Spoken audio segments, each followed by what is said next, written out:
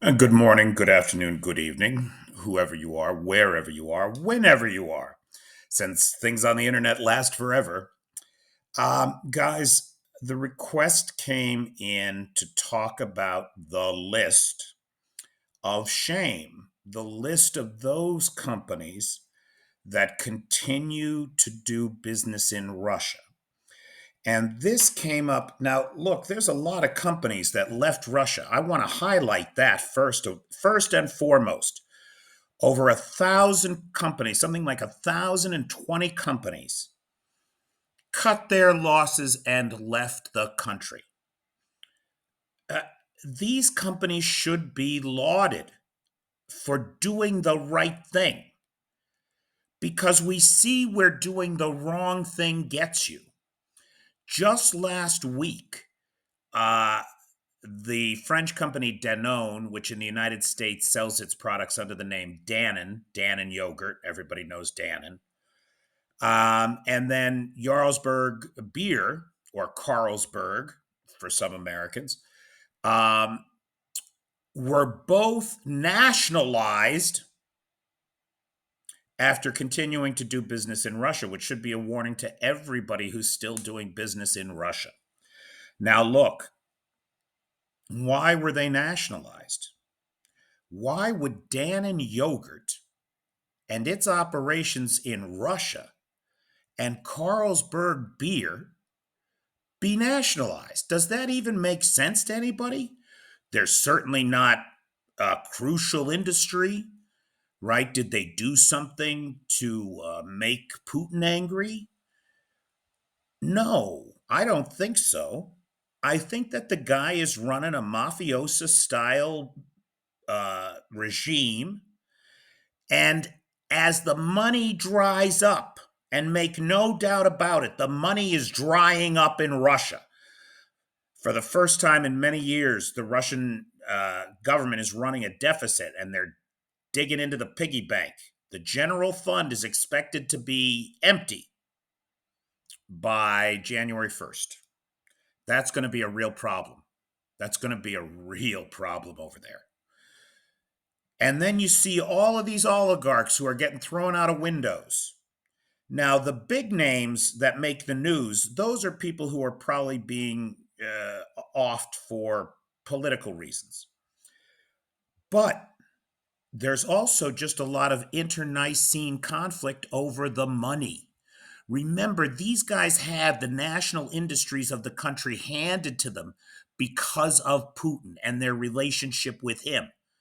It seems to me like in the wake of the Wagner insurrection, Dannon and Carlsberg became payout to some oligarch for their support. I think that's a very likely scenario. I don't know that to be true, but I believe that that's a likely scenario. Now, that's a warning to everybody. You continue to do business in Russia, you're going to get nationalized sooner or later. It makes no sense. Just cut your losses and go. Shut it down. Stop paying taxes, Unilever and P&G, to these guys. Now, the request came in for a look at the full list of companies that are still operating over there.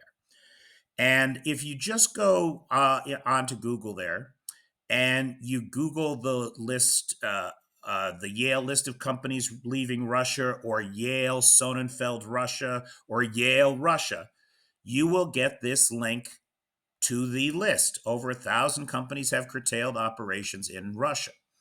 And this is from the Yale School of Management. And I want to give a big shout out to Dr. Jeffrey Sonnenfeld and his team, um, who a lot of my understanding of what's happening in the Russian economy and our relationship with Russia, economically speaking, is based.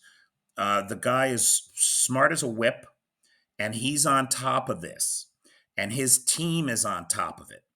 And you can go out to this website, and they have a great, I mean, it's so easy. Sorry about that. I've jumped ahead there. Let me just back it up.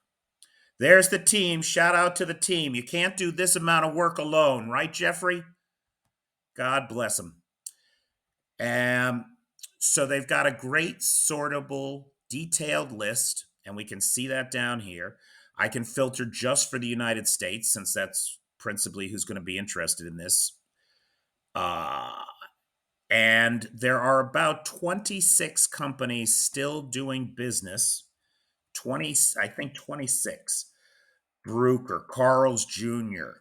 Right? Carl's Jr. You got a Carl's Jr. in your neighborhood? Stop eating there. Iridium, Nordstrom. You still shopping at Nordstrom? Stop it. Now, here, I got to tell you right here, Patreon. Oh, God, I hate being a hypocrite. I really do.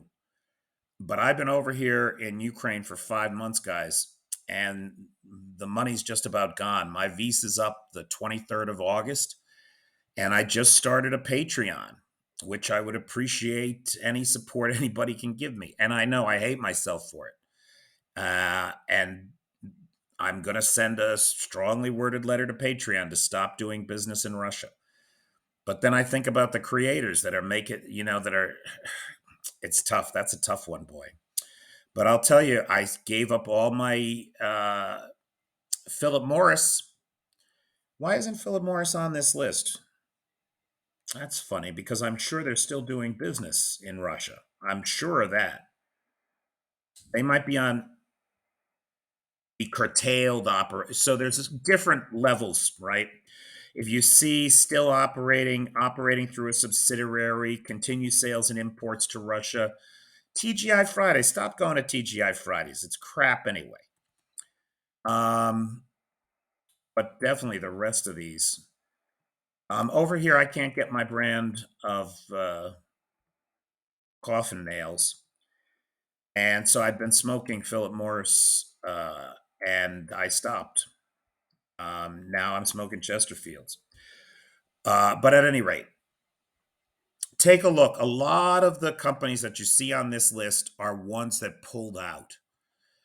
And the ones that have stayed, boy, I would encourage Americans to avoid them or even organize boycotts of them. In the case of Patreon, I feel